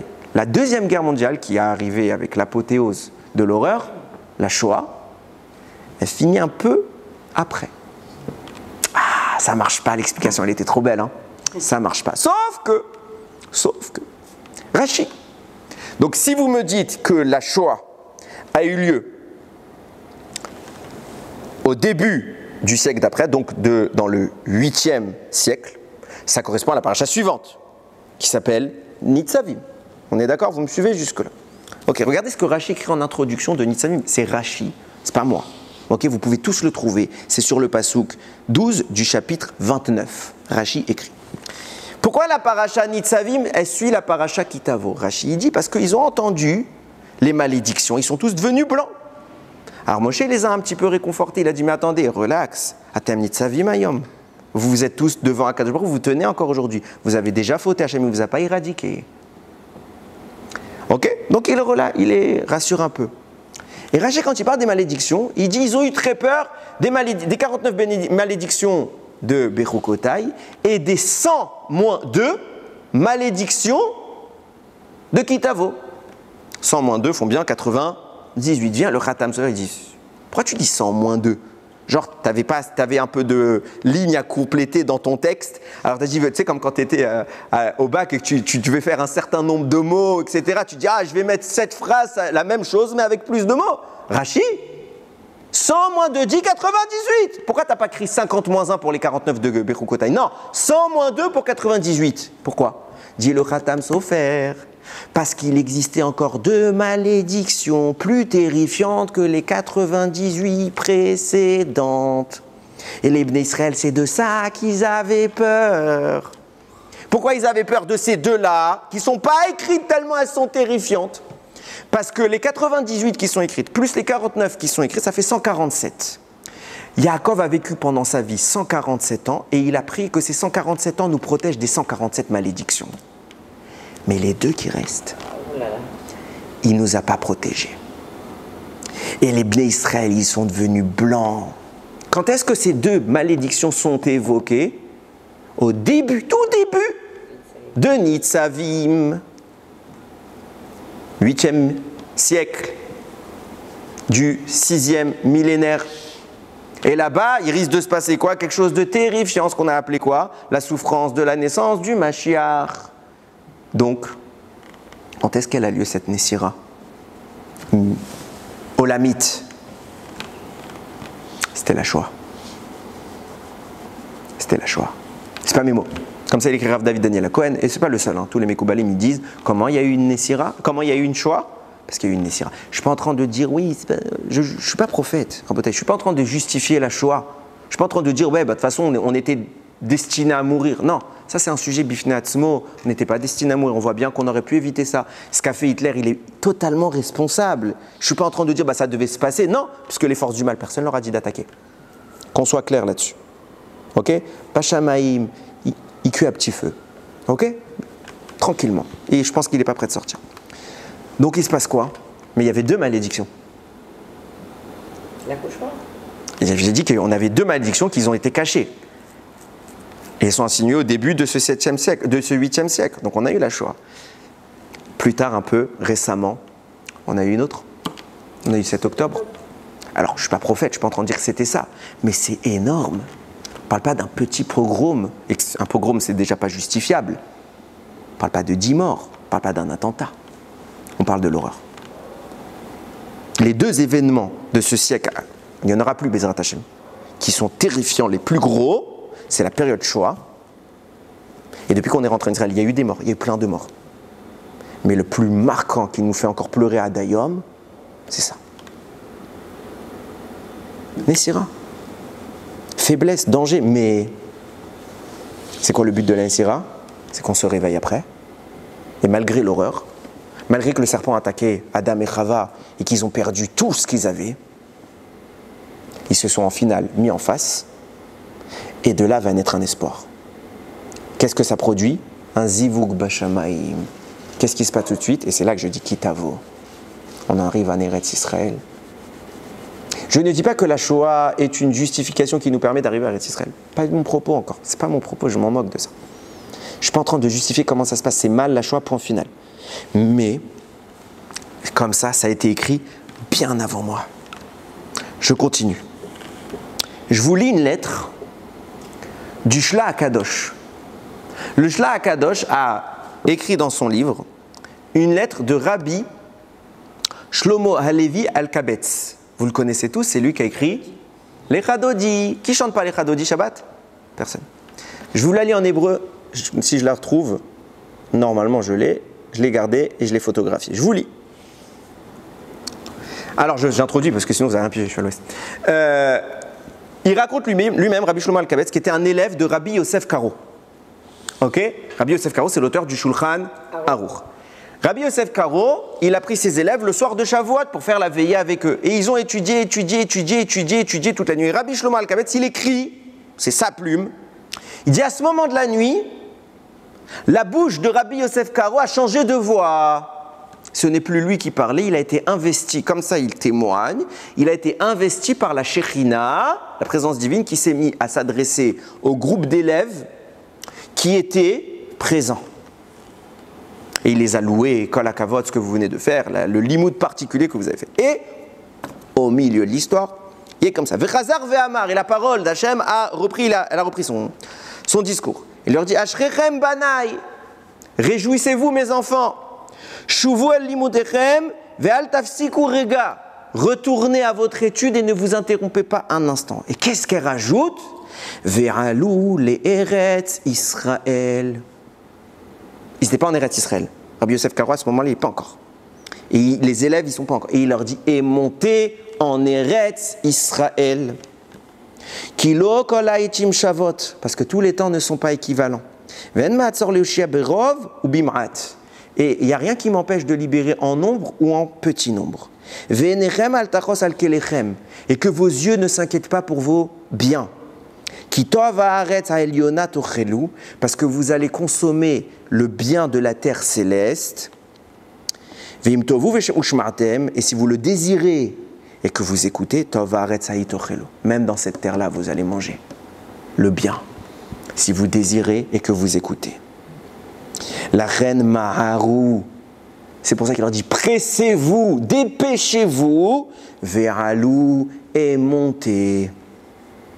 Kiani amefarneset lachem, parce que c'est moi qui vais vous nourrir. Subvenir à vos besoins pour rester plus précis. Qui parle? La bouche de Rabbi Yosef Karo. Ce monsieur-là qui a écrit le Shulchan Aruch, le livre référence universelle de Halacha, c'est dans sa bouche que cette phrase a été dite. Alors vous allez me dire, bah ouais, c'est peut-être une histoire comme ça. Qui l'a écrit cette histoire? Rabbi Shlomo Alkabetz. Si tu crois pas, arrête de chanter les Radodis tous les Shabbats, hypocrite. Arrête. Si tu me dis non, mais c'est parce que ça doit être une histoire de sioniste, je suis pas sioniste, je me moque de tout ça. Si tu crois pas à ça, ne chante plus les Radodis, puisque ça aussi c'est un bobard. Qui était le Rav chez qui ça s'est révélé? Rabbi Yosef Karo. Après, il n'a pas écrit dans Shulchan Aruch, parce qu'il n'a pas parlé de ça dans Shulchan Aruch, tout simplement. Rabbi Yosef Karo. Alors vous allez me poser une question, et c'est là que j'ai dit que je vais tenter de répondre à ce que tu as demandé tout à l'heure. Ah ok, on a compris. Je pense que c'est assez clair pour tout le monde. Alors pourquoi, si vraiment Akadosh Baruch Hu veut, il leur a dit, on a compris quand ça s'est passé, tout ce qui s'est passé pendant le siècle passé, etc. On a tout compris, Baruch Hashem. Pourquoi quand tu as envoyé les Bnei Israël en Israël, t'as pas mis un Talmid Chacham? T'as pas mis les Talmidei Chachamim, les grands du monde? T'as mis qui? Sans juger, c'est pas mon propos. T'as mis des gens laïcs. Bah, si c'était ta volonté qu'on retourne, c'est pour qu'on fasse Torah Mitzvot. Pourquoi tu passes par des laïcs? Tu m'étonnes que tous les gens qui sont pas laïcs, ils vont hésiter, ils vont se dire ouais, c'est pas clair tout ça. Et ils ont raison. C'est dangereux. Qu'est-ce qui va être cet état? On va faire Shabbat dans cet état, on va pas faire Shabbat. On va étudier la Torah, on va mettre les tefilines. Ça va être quoi cet état? On sait pas. Tu mets des laïcs, ben moi je m'inquiète. Pourquoi tu as fait ça? Alors le débat avant, quand ça se produit, la création d'Israël, que les gens s'inquiètent ou pas, ne s'inquiètent pas, c'est légitime. Aujourd'hui, on voit que la Metsiout, elle est de notre côté. Akadosh Baruch Hu, il est en train de réveiller le Ham Israël. Mais pourquoi tu as fait comme ça? Pourquoi tu n'as pas fait Yachar? Ben, à mon humble avis, lui, Rav David Daniel Akohen, il donne une autre raison. Il dit parce qu'il fallait que le Erev Rav monte d'abord. J'y reviendrai un petit peu. Et à mon humble avis, je vais comparer ça à un autre événement. Il y a une comparaison logique à faire. On voit que les deux fois on est monté en Israël, par Yehoshua et par Ezra Sofer, ça s'est mal fini. Les deux fois destruction du temple, les deux fois exil. Et à chaque fois c'était un Rav qui était sous l'égide. Mais après les Rabbanim n'ont pas suivi. Mais il y avait un Rav. Je pense qu'Hachem il a changé d'itinéraire. On voit ça, je vous donne un exemple. On voit dans la Torah qu'il y a des unions très gravement interdites. Très gravement. On ne se marie pas avec deux sœurs. C'est interdit. C'est une abomination. On ne se marie pas avec sa tante. C'est une abomination. Comme ça, c'est écrit dans la Torah. On ne se marie pas si par exemple un couple il s'est marié, la femme elle a divorcé, elle s'est remariée. Après, Chas v'Shalom, elle redivorce, elle veut retourner avec son premier mari. C'est une abomination, Hachem il interdit. Pourquoi je vous dis tout ça? Parce qu'on vient tous d'une abomination. Yaakov il s'est marié avec deux sœurs. Hello. Le plus grand homme de l'histoire c'est qui? Moshe. Sa mère s'appelle Yochevet, son papa s'appelle Amram. Yochevet c'est la tante d'Amram. Assour. Ah ouais. Mieux que ça. Amram, il avait décrété, à cause des morts qui étaient les garçons qui étaient jetés dans le Nil, il s'est séparé de sa femme. Pas tout le monde a accepté le décret. Qu'est-ce qu'elle a fait? Sa femme, elle s'est remariée avec un autre. Et le de là, il va avoir deux garçons, Eldad et Médad. Ils sont mentionnés dans la Torah. Après, elle va se remettre avec Amram. Oh, déjà c'était interdit la tata, maintenant tu te remets avec la femme que c'est. Wouh! Qui sort de là? Le plus grand homme de l'histoire. Je vous raconte pas l'histoire de David Améler, il est tard. C'est pire. Il vient d'un inceste, Moab, le délire total. De là naît Mashiach, de là naît le Ham Israël. Le Harizal, il dit tu plaisantes? Comment ça se fait? Alors réponse standard, c'était avant la Torah. Tout ce qu'on vient de dire, c'est fait avant Matan Torah, c'était pas interdit. Oh, tricheur. Pourquoi? On sait que les Avot respectaient toute la Torah, même les lois édictées dans le futur par les sages, ils le faisaient. Ils faisaient Eruv Tavshilin, Eruv Tinchotan Rumin, etc. Terumin, pardon. Ils faisaient tout. Qu'est-ce que tu me dis? Ils ne faisaient pas. Il y a des cas où ils ne faisaient pas, quand c'était nécessaire. Puisque la Torah ne l'impose pas, ils le faisaient à titre volontaire. Mais quand il y a une vraie nécessité, alors on a droit de... Mais je ne comprends pas. Pourquoi tu fais les choses comme ça? Qui a mis que la famille du Ham Israël, les 12 tribus, doivent venir de 2 sœurs? C'est toi, Hachem. Donc c'est toi qui as mis Yaakov dans cette situation. Fais plus simple. Fais une femme. Pourquoi 2 sœurs? Parce qu'elle ne pouvait pas avoir 12 enfants. Fais en sorte qu'elle puisse avoir 12 enfants. Pourquoi tu fais ça? C'est un sourd. Alors ils ont droit. Ok. Pourquoi tu as fait ça comme ça? Réponse du Harizal. Parce que Akadosh Baruch Hu a consciemment accepté qu'il y ait le mal dans le monde. Pour qu'il y ait un libre arbitre. S'il n'y a pas de mal dans le monde, il n'y a pas de libre arbitre. Pour que le mal puisse agir, il faut qu'il ait une marge de manœuvre. Donc Akadosh Baruch Hu a laissé ce monde sous des règles majoritairement dominées par le mensonge, le mal. C'est pour ça qu'on appelle ce monde le Olam HaSheker, le monde du mensonge. Le Satan, quand il sait qu'il y a quelque chose qui va tourner contre lui, il empêche. Quand il y a une Neshama qui va descendre, cette Neshama s'appelle Moshe. Tu crois qu'il va la laisser descendre? Jamais. Exemple. Quand Avraham Avinu, il a voulu faire la Akedat Yitzhak, pendant 3 jours, le Satan va faire quoi? Il va tout faire pour tuer Yitzhak. Pourquoi? C'est pas juste. Hachem, il veut que je fasse une mitzvah, laisse-moi tranquille. Donne-moi Yetzer Hara à me faire hésiter, mais ne va pas tuer l'élément qui me permet de faire la mitzvah. Si Yitzhak meurt, il n'y a plus de mitzvah et c'est pas de ma faute. De quel droit il fait ça, le Satan? C'est ça le libre arbitre. Qu'est-ce qu'il a fait Abraham? Il a caché Yitzhak. Pourquoi on cache le chauffard jusqu'à qu'on le sonne? Parce qu'on ne veut pas que le Satan il vienne attaquer le chauffard. Pourquoi? Mais j'ai une mitzvah maintenant, Hachem, tu ne vas pas le laisser attaquer. Si, c'est ça le monde. Quand il y a une énorme Neshama qui va descendre dans ce monde, qu'est-ce que fait le Satan? Il attaque. Quand la Neshama des 12 tribus va descendre, le Satan il dit, bien sûr qu'elle descende, je le tue dans le ventre de sa mère. C'est écrit que quand Zérach il est né, Zérach et Péretz ils sont nés, Péretz c'est l'ancêtre de David Améler, ok, le Satan est venu pour le tuer. Et c'est Zérach qui l'a protégé. C'est pas Stam. Quand tu crois que les 12 tribus vont naître, le Satan il va dire, allez-y, l'homme Israël, celui qui va faire ma perte dans ce monde, qui vienne. Qu'est-ce qu'Hachem il fait? Il le laisse attaquer. Donc pour éviter l'attaque, parce qu'Hachem reste le maître, alors à distance il agit. Et il endort le Satan. Comment? Il dit, regarde, t'as vu cette Neshama là? Il faut qu'elle descende, on est d'accord, elle va descendre un jour ou l'autre? Ok. Le Satan dit, ouais, descends, je la tue. Qu'est-ce qu'Hachem il fait? Parce qu'il lui laisse cette prérogative, c'est les règles qu'Hachem a voulu. C'est pas qu'il est soumis. Hachem respecte les propres règles, c'est les règles qui régissent ce monde. Je dis, regarde, on va faire un deal. Ne la tue pas, je te fais un deal. Au lieu que je la fasse descendre chez un grand rabbi, qui va faire de cette Neshama un grand sadique, viens, je la descends dans la pire, la plus vile des impuretés. Comme ça, dès le début, cette Neshama, elle est pourrie. Et au lieu de nourrir le bien, elle va nourrir le mal. Deal. Qu'est-ce qu'il fait? Il prend 2 sœurs, que c'est une abomination dans la Torah. Mais c'est avant Matan Torah, donc on peut jouer. Et il fait marier Yaakov avec elle, qui naît là-bas. 12 tribus, le Satan, il dit, génial, toute la Touma de ce monde, elle est là-bas. Ça va être tous d'Ershaïm. Ils sortent comment? 12 tzadikim. Allez, là on a le Goël, celui qui va donner la Torah. Là on passe à un cran encore un peu plus dangereux. Tu sais quoi? Non, je ne vais pas faire juste 2 sœurs. Je vais faire la tata, qui a divorcé, qui s'est remariée. On fait mot compte double. Ça te va? Allez, Moshe Rabbeinu. Le type, il vient, le plus grand sadique de l'histoire. David Améler. Inceste, ça te dit? Ça te dit inceste? On a déjà fait la tata, on a déjà fait le remariage, on a déjà fait les 2 sœurs. Il reste quoi? Inceste. On fait inceste? C'est ce qui s'est passé. Lot, avec ses filles, ça te va? C'est pas assez?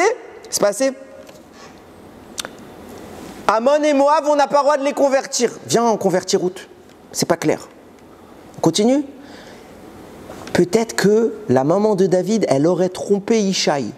Ceux qui connaissent l'histoire, elle n'a pas trompé, mais tout le monde croit que David est un mamzer. Ça te va? Je peux pas plus là, il n'y a plus rien dans la liste. Ça te va? Il naît David Améler.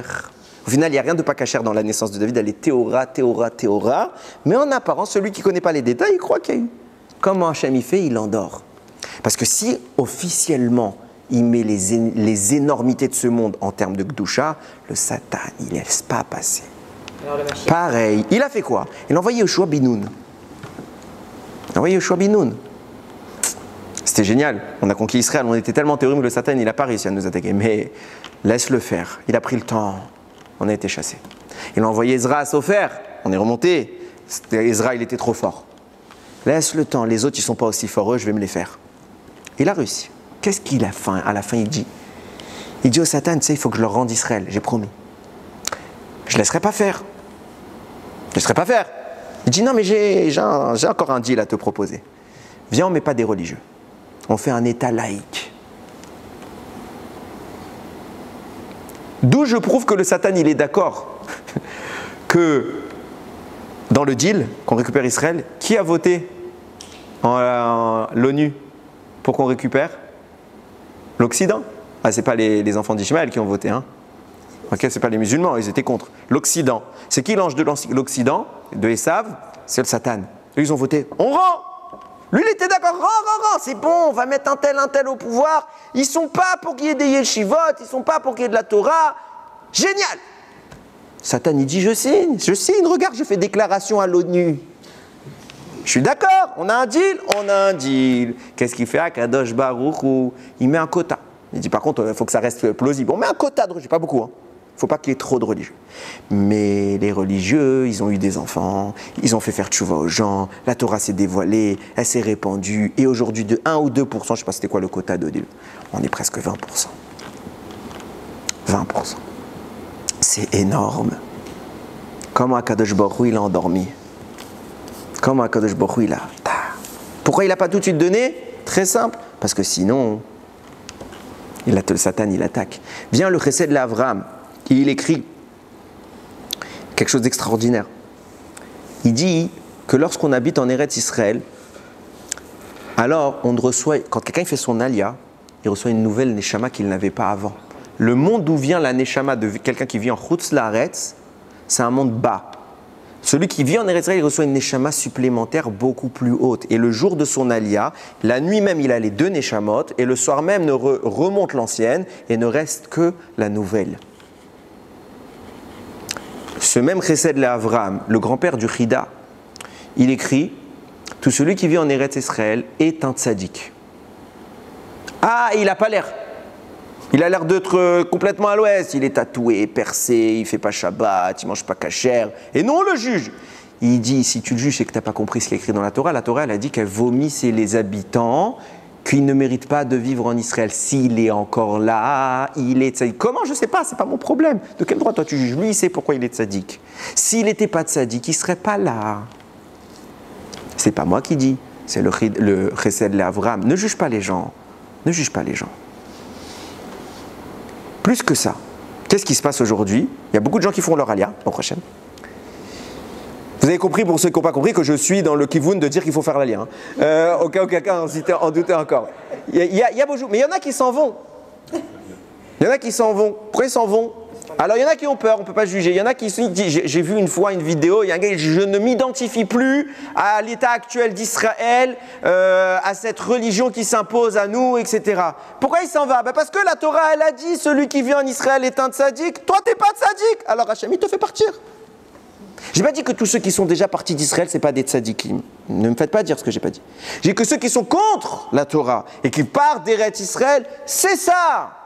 Le Zohar Hadash, pas Hadash, Tikkuné Zohar, page 49, 49a. Il dit là-bas, il dit que dans le ciel, on demande à Akadosh Baruch Hu pour que le Mashiach puisse se dévoiler. Enlève le Erev Rav qui habite en Eretz Israël. D'abord, on l'enlève pour que Mashiach il arrive. C'est pas mes mots. Tikkuné Zohar. C'est pas mes mots. Regardez, je vous raconte cette histoire et je termine parce que je ne veux pas vous. Il y a les slichot le matin quand même. Il y a un admour qui s'appelle le Saba Kadisha Mirozin, un immense rabbi. C'était pas un sioniste. Ok, il n'avait pas, faut pas qu'on dise Kippat Sruga, etc. Il était pas sioniste. Je vous garantis que c'était pas un sioniste. La dernière année de sa vie, ses élèves racontent le Seder de Pessah qu'ils ont passé avec lui. Et ils se disent, il était très âgé, très faible, très faible. Là, je cite le livre du Rav en question que je vous ai dit tout à l'heure, le Keter David de Rav David Daniel Cohen. Il était très faible, mais arrivé au moment du siddur, il avait une itlaavout, il avait une ferveur, un entrain, un enthousiasme énorme. Et les élèves qui ont vécu ce siddur avec lui racontent qu'ils ont eu des dévoilements ce soir-là que jamais dans l'histoire ils ont personne. C'était quelque chose de spécial. Ok. Il arrive au Veish Hamda. Il leur a fait des révélations toute la soirée. Il arrive à Veish Hamda et il se met à répéter Veish Hamda plein de fois, pas une fois, pas deux fois, pas trois, 42 fois. Il y a des avis, il a rapporté ici, qui disent plus que 60, plus que 72 même. C'est des avis, ok, ça fond. On va dire 42 fois, c'est déjà pas mal. Et à la fin, la dernière fois, quand il arrive à chez Loechad Bilvad Amad Alenu Lechalotenu, parce qu'il n'y en a pas qu'un seul ennemi qui s'est levé contre nous pour nous détruire, il l'a dit en une demi-heure la dernière. Et il a pris le temps. Et après, il a pris la parole. Et regardez ces mots. C'était l'année, que je ne me trompe pas, 5610. Ça fait plus de 100 ans, presque 200 ans. Ok. Yavozman, viendra un temps, c'est la dernière année de sa vie, c'est pas un monsieur Kaparoua Hakodesh, c'est quelqu'un de très haut. Yavozman, viendra un temps, chez Umot Haolam, où les nations, Yisneu et Am Israël, Sinat Mavet, où les nations détesteront le peuple juif d'une haine mortelle. Là, il parle au pluriel. Ma femme me faisait remarquer, elle me dit généralement, ma femme c'est quelqu'un qui a beaucoup fait de l'histoire, elle était prof d'histoire, elle me dit généralement dans l'histoire, à chaque fois qu'il y a eu un problème avec les juifs, c'était un pays, quelques endroits comme ça, c'était pas tout le monde. Elle m'a dit là on est en train de ressusciter tous nos ennemis. L'Espagne y revienne, l'Allemagne y revienne, tout le monde revient, tout le monde, c'est plus un, c'est tout le monde. C'est-à-dire qu'on croyait qu'on avait fini avec eux, ça y est, l'inquisition c'est fini. Non, on est toujours là les gars. On a été gentils, maintenant on montre qui on est. On a fait les hypocrites. Maintenant, ils viendront toutes les nations avec une haine de mort. Et quand tu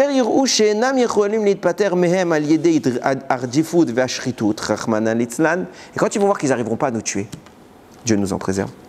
Ils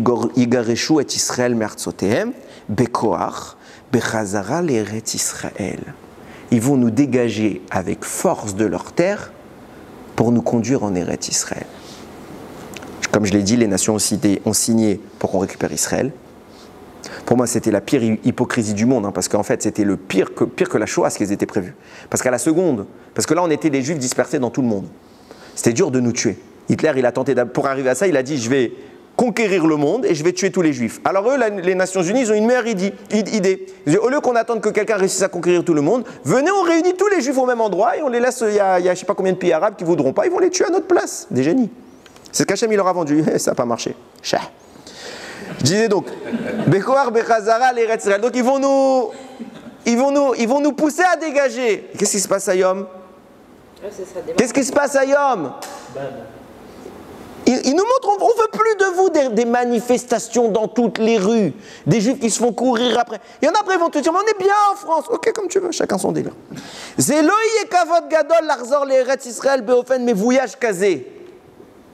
Et il dit, on va revenir en Eretz Israël, mais ce sera une honte de venir de cette manière un peu méprisante. C'est pas kavod, on revient parce qu'on est dégagé. Aval. Mais Alogam Paro Aracha Giresh et Israël Me'artso, c'est pas ce qui s'est déjà passé en Égypte. Comment on est sorti d'Égypte? Il y a écrit là-bas, Ki Goreshu Mimitzraim. Paro nous a dégagés à coups de pied d'Égypte. Prends, on a mangé des matzot, lo yachlou leitma mea. Ils n'ont pas eu le temps d'attendre. Pourquoi? Parce que Paris dit, partez! Maintenant, on fait nos affaires. Dégage! Je veux plus de vous. Une seconde, je veux plus de vous. Tu n'auras pas le temps de faire tes affaires. Va-t'en. Et qu'est-ce qu'il te dit? C'est pareil. Ce qui se passe à la fin. Ki goreshu, mais Mitzrayim, de même qu'en Égypte, on a été chassés. Ça se passera comme ça se passera. Par le moyen qu'Hachem voudra. C'est pas grave qu'on nous dégage. C'est pas grave qu'on vienne avec contre-cœur. Le Ikar, c'est d'y être. Le Ikar, c'est d'y être. Et ce qui se passera par la suite, ça se passera. Le Ikar, c'est d'y être. Ma soeur Baruch Hashem vient de faire de son alia. Mazal Tov. Et elle m'a envoyé tout à l'heure. C'est incroyable. Elle ne savait pas que je faisais ce shiur. Elle m'a envoyé un message, elle me dit c'est un truc de fou. Je parle avec tous les Français à l'Ulpan. Et elle me dit,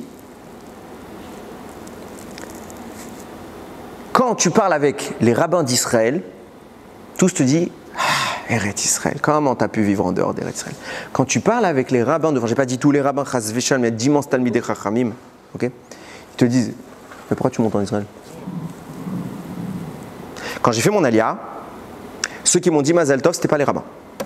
À part des amis talmidei chachamim que je connais réellement, la majorité des religieux que je côtoyais, ils m'ont dit, mais pourquoi tu fais ça? Quoi, je sais pas. Ça fait combien, 5785 ans que le monde existe, que Dieu a voulu que cette terre ce soit la nôtre? Je sais pas. Moshe il a pleuré pour entrer dans cette terre, je comprends pas. Pourquoi tu fais Tikkun Chatzot tous les soirs?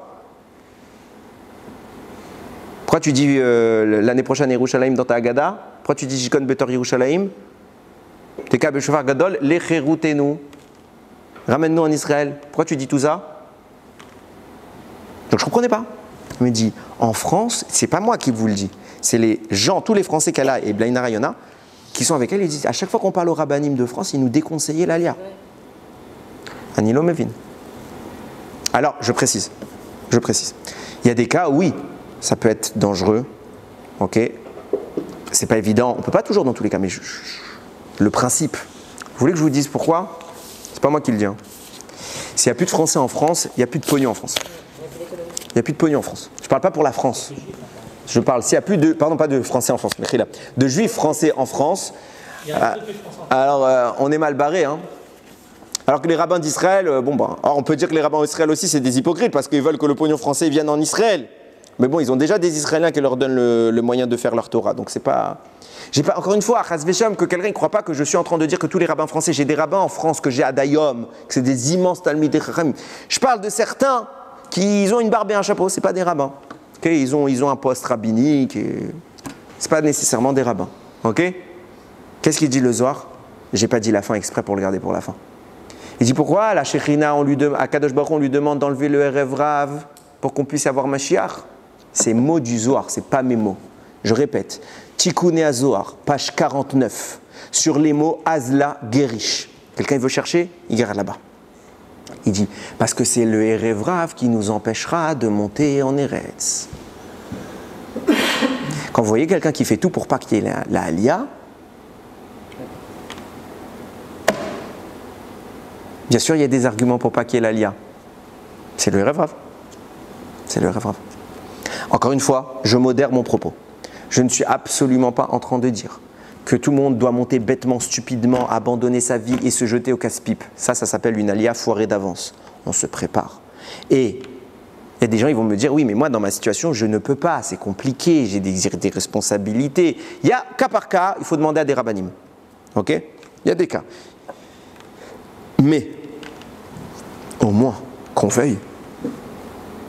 Quand tu parles à quelqu'un qui te dit, mais j'ai pas pour projet, j'y pense pas, moi. Lui, c'est là que le problème se pose. Et je le dis, et je sais que je vais déranger énormément de monde, de gens qui me regardent, peut-être même qui me soutiennent, peut-être même de la famille. Je vous aime. Mais voilà, c'est pas mes mots. C'est pas mes mots. Et vous allez trouver des rabbins 1000 fois plus érudits que moi, c'est très facile d'être plus érudit que moi, qui vont vous citer une ribambelle de références, etc. C'est-à-dire, tu peux faire ce que tu veux. Tu veux te convaincre, vas-y, tu vas toujours trouver des manières de comprendre les choses. Mais au fond de toi, tu sais la vérité. Je ne pense pas qu'il y ait un juif qui peut, sans être un super hypocrite, se dire « Non, notre place, elle n'est pas en Israël. On peut rester en France, c'est très bien. » Un juif qui se dit ça, c'est quelqu'un qui essaie de se conforter dans son erreur et dans sa bêtise. Un juif qui se dit « J'aimerais, c'est difficile, c'est une autre histoire. » Alors moi, je reparle à ce juif-là, parce que celui qui est borné et qui... De toute façon, je n'ai pas de mots pour parler de lui, c'est son problème. Celui qui veut, qui sait que c'est Eretz Israël, on parle d'Eretz Israël dans toute la Torah. Qu'Hachem il dit, il a les yeux rivés sur Eretz Israël. Ok? Celui qui veut, qui sache, il y a un moyen très simple. Prie. Maintenant, la situation ne te le permet pas. Prie. De tout ton cœur. De tout ton cœur. Moi, j'ai pleuré pour monter ici. Pleuré. Et je rigole pas. Il y a eu une fois, je ne vais pas raconter ma vie, il y a eu une fois où mon alia, elle a été au point mort, elle a été complètement annulée. Je vous promets, mes jambes tremblaient. Je suis allé faire ma tfila, je n'ai pas été à la synagogue, je n'ai pas réussi. Je suis allé dans un beth midrash tout seul. Après la tfila, j'ai ouvert la porte là-bas, j'ai été tout seul. Et j'ai pleuré, j'ai pleuré, j'ai pleuré, j'ai pleuré. Je fais Akadosh Baruch Hu, me fais pas ça. Bémet, ce que je vous raconte, c'est vrai. Il n'y a que moi qui sais, puisqu'il n'y avait que moi et moi. Ok? J'ai pleuré. Le lendemain, le problème se résout. Le lendemain. Mais quand je vous dis que pour moi, à ce moment-là, c'était fini, il n'y avait pas d'Alia. Et j'ai dit comme ça, Akadosh Baruch Hu, je veux de tout mon cœur, ne me fais pas ça. Je veux.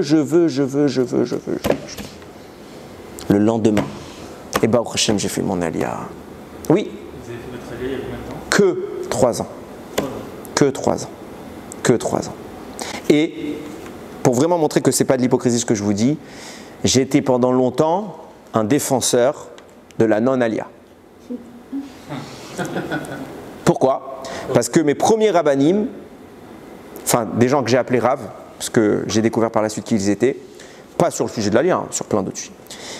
Mes premiers rabbanim étaient dans ce kivun-là. Et donc, par mimétisme, je détestais les Chabad. Par mimétisme. Je te promets, ce n'est pas une blague, ce que j'ai à Viti, Pacha, Tikachem, il me pardonne. Parce que j'apprenais, je découvrais comme ça la Torah par des gens qui étaient comme ça. Parce que ces gens-là n'aiment pas les Chabad, sont anti-sionistes. Je parle d'Atiléouim, pour eux, c'est même pas des rabbanim, c'est même pas des pratiquants, une ashkafa étrangère, etc. Tout ça. Baruch Hashem, j'ai fait tchouva. Baruch Hashem, j'ai fait tchouva.